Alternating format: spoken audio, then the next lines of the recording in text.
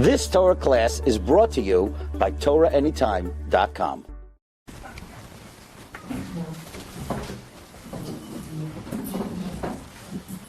Tremendous chus. Known Rabbi Glatstein for many, many years. Long before Shiur started, long before maybe when I was a teenager. It's a tremendous opportunity for us to be able to hear words. Rabbi Glatstein is, we'll call, a world-renowned speaker, and he has the ability and the chus to inspire many, many, many people all over the globe. And it's a tremendous pleasure and opportunity for us to have Nir come to give us the chizuk. Not just 235. What? Not just 235. Okay, I don't know if I can go.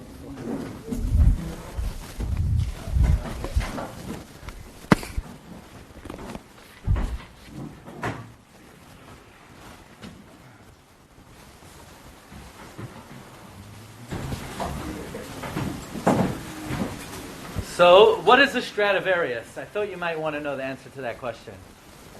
Stradivarius is an instrument produced by Antonio Stradivari.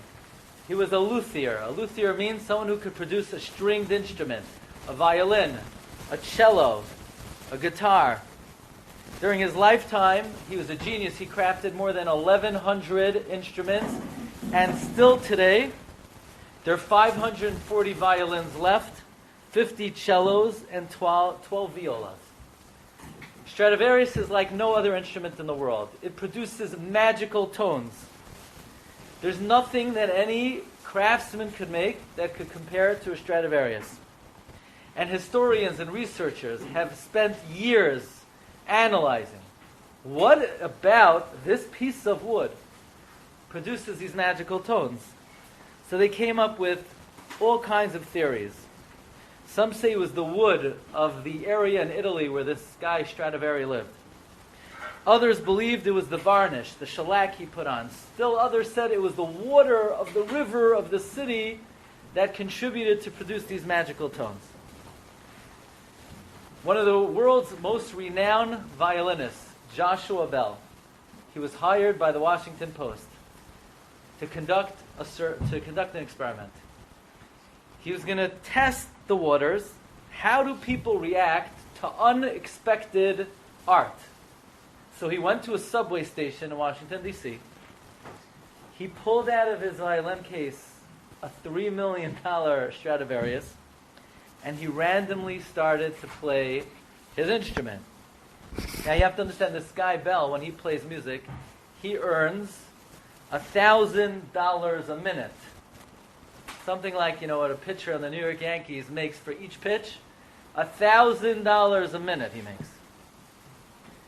He played for 45 minutes. 1,075 people passed by. 32 people stopped to throw in a nickel, a dime, and after 45 minutes he earned $32. Normally he makes $1,000 a minute. So this experiment caused a great sensation. Everyone's trying to understand and study what exactly was it that normally people spend $100 a ticket, and now nobody would even put in a quarter, a nickel, a dollar. Do you have to pay money in life to enjoy something? You can only enjoy something if you pay money. The Mishnah Berurah brings down from the Arizal, you should never do a mitzvah for free. Let's say somebody wants to give you matzah, someone wants to give you lulav. You should pay for it. Maybe there's a certain logic to it. Maybe in order to enjoy something in this world, you got to pay for it. If you don't pay for it, you don't enjoy what you get for free. Or some say, actually nobody really appreciates music.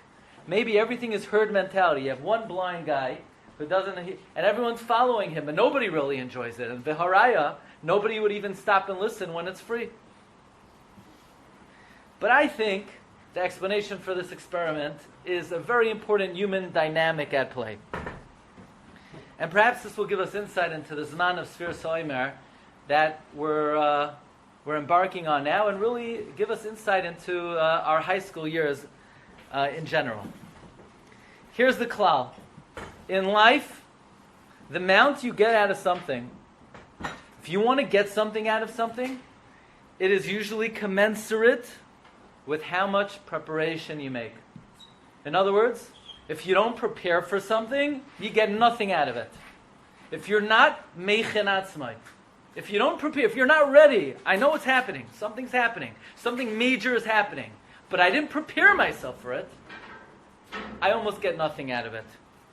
The benefits reaped out of any experience in life is usually exactly commensurate with the preparation a person made into preparing for that moment. I think everybody would agree. One of the biggest challenges we have in life is davening. We daven 3 times a day. We all agree it's important. We all know we're talking to Rebbeinu Shalom. We know the words are written by Anshe Knesset Agdoila. And an honest person after a mincha or after shachris, you ask, okay, what do you get out of it? What do we get out of it? And one of the reasons, there are many reasons. One of the reasons is because we just, okay, the shiur is over. We're going to start mincha, Ashrei Yoshev Yisecha, and we never stopped for one moment to think, okay, what am I about to do? If you don't pause for a moment in life and stop and think, what am I about to do? You're going to get very little out of it. There's a halacha, there's a big machlokes in Siman Samach and Shulchan Aruch. Mitzvahs tzrichas kavana, or mitzvahs ain't tzrichas kavana.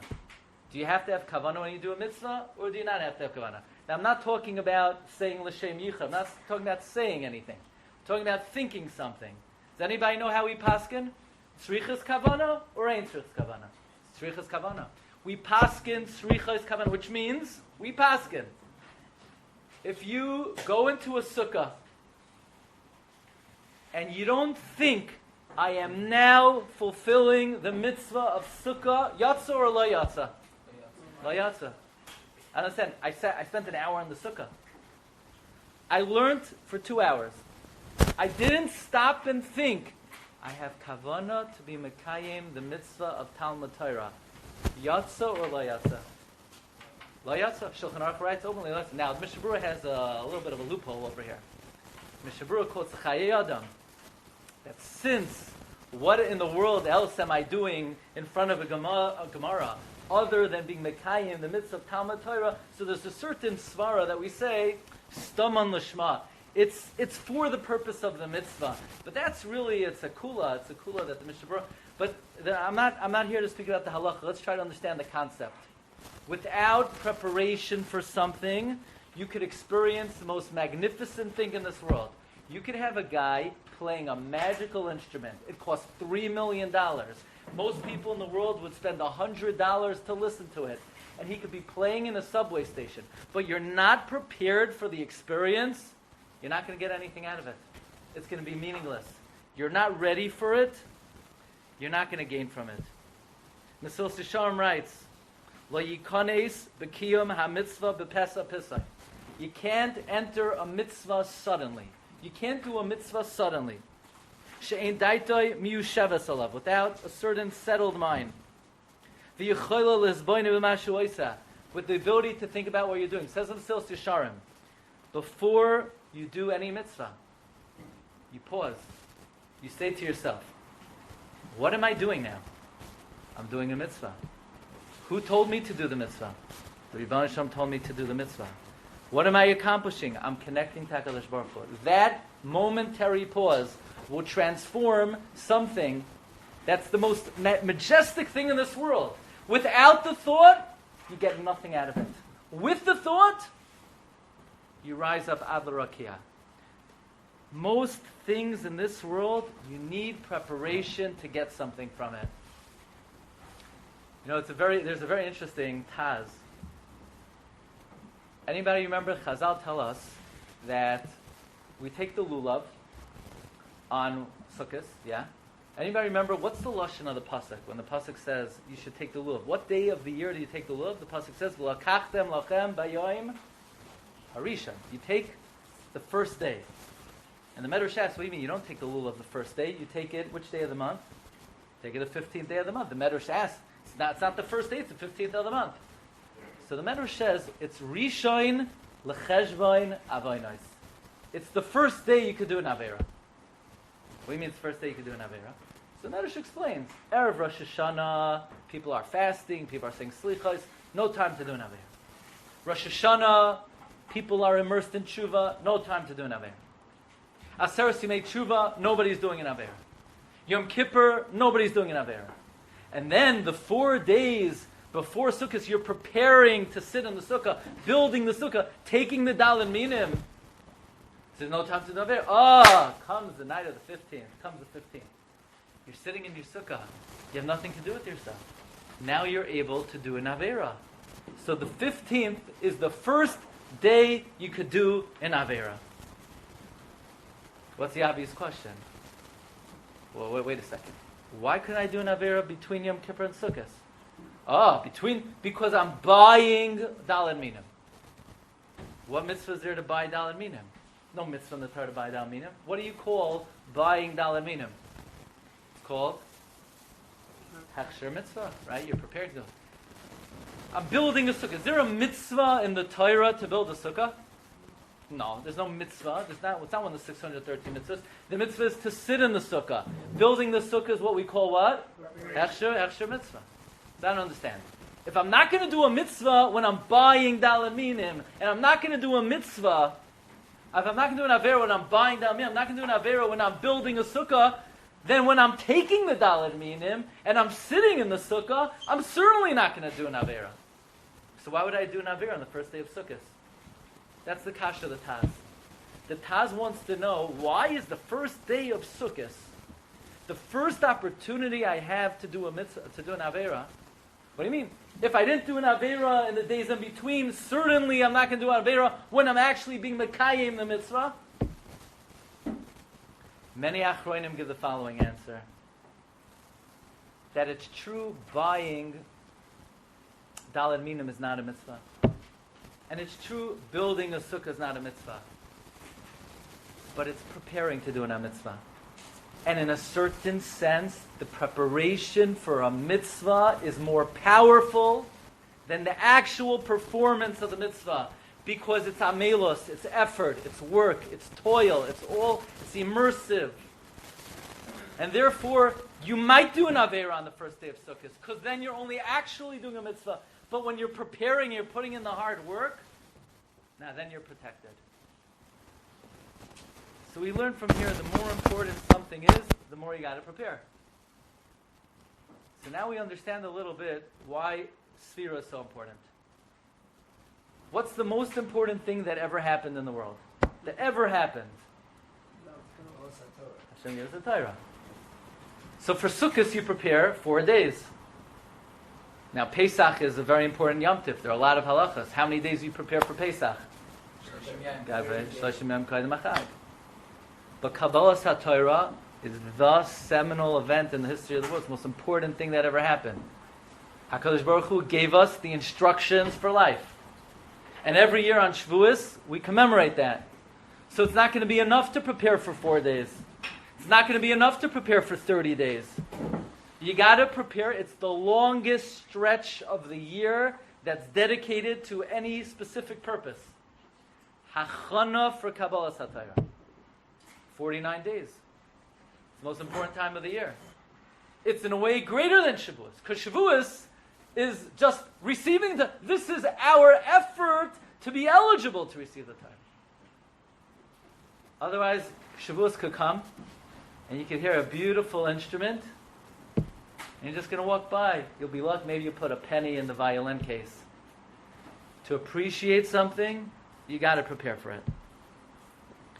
I want to share with you a chiddush. I didn't even know the chiddush. I myself was unaware of it. And it's so important to know, to think about, to be aware of. We spend most of our day in Yeshiva learning Torah. Yeah?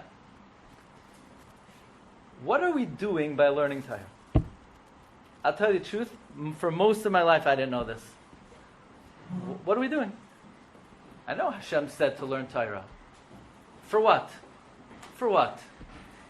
Talmud Torah keneged kum. It's equal all the mitzvah. What exactly are we doing by learning Torah?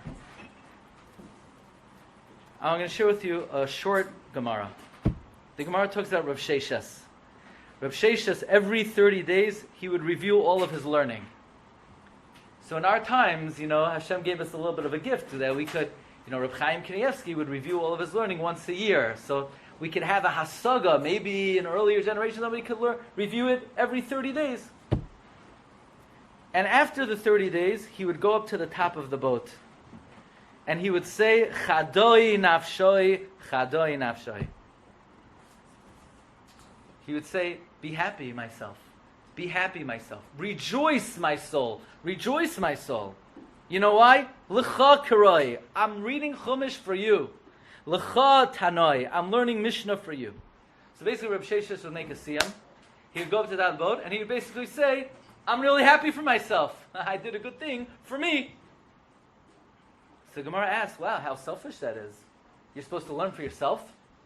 The Gemara asks, don't Chazal say that if somebody wouldn't learn Torah, the world couldn't exist? So learning Torah holds up the whole world. So why is Reb Sheshes being so selfish that he's saying that he's learning for himself? He's not learning for himself, he's learning for the whole world. You ready for the Gemara's answer? Says the Gemara in Psachim, Ki avid inish adarte denavshe ka'avid. Excuse me? But I left that one word.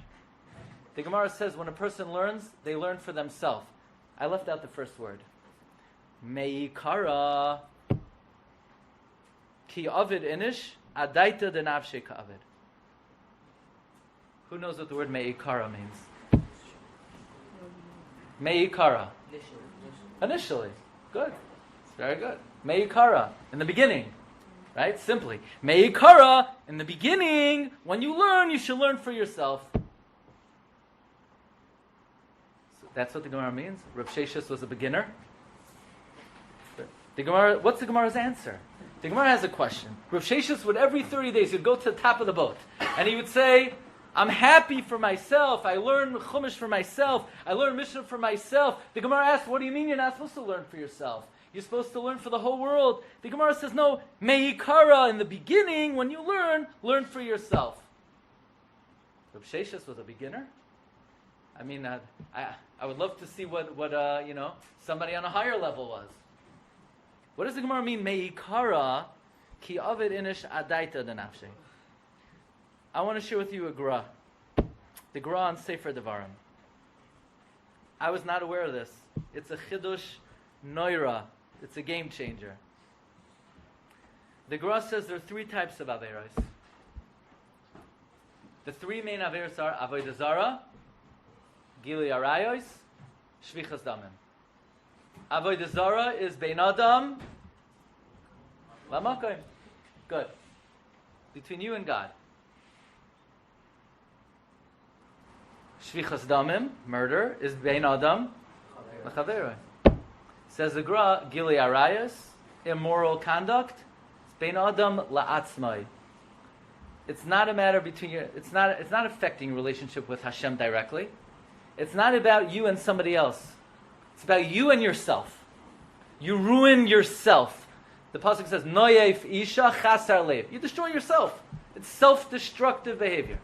So there's something called bein adam la'makom, and there's something called bein adam l'chaveroi. And there's something called bein adam la'atzmai, where you destroy, a person could destroy themselves. The Rebbe Hashem could say, look, I feel very close to you, you're just ruining yourself. Now that itself is a chiddush. There's something called bein adam la'atzmai. Now you ready for this? The Gemara continues. There are three kinds of mitzvahs. What are the three most important mitzvahs? Torah, avodah, Tefillah, avodah, bein adam, la'makom. Gemilas chasadim, bein adam l'chaveroi. Says the Gra, Talmud Torah is bein adam la'atzmai. What? What is that supposed to mean? What does it mean, bein adam la'atzmai? I'm not learning to connect to HaKadosh Baruch Hu? What does it even mean that learning Torah is bein adam la'atzmai? What does that even mean? Rav David Koyen, the Rosh Yeshiva of Hebron, explains as follows. Every person has a neshama. The neshama is a chelek elokam mimal. It's a piece of HaKadosh Baruch Hu, which means your potential, your ability, your capability is infinite, is endless. What a person could accomplish, there are no limits. The thing is, it's latent. You know what latent means? It's potential. It's all potential. The $1 million question is, I have in me, and you have in you, endless potential. How do you access it? How do you bring it out? How do you take the greatness that you have and make something out of it? What's the key? Davening will connect you to HaKadosh Baruch Hu. Doing chesed will connect you to your friend.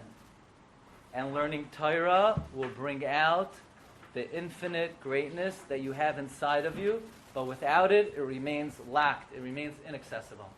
That's the inyan of Talmud Torah.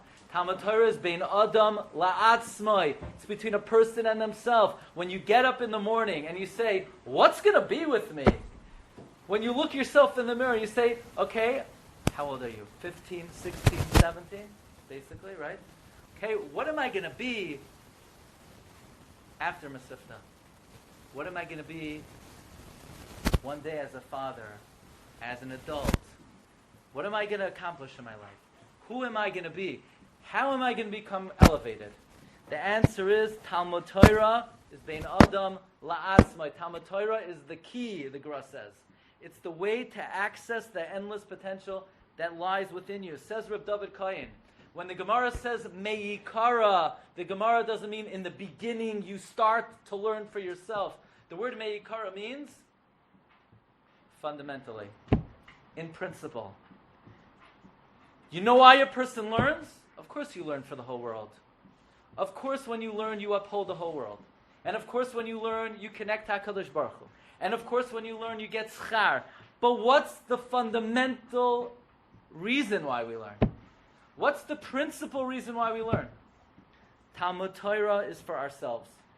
It's to be able to bring out, it's to be able to access the greatness that's within us. I think it's a very big chiddush. I was shaken by seeing this Gra, but I think this is a game-changing Gra. This is a life-changing Gra.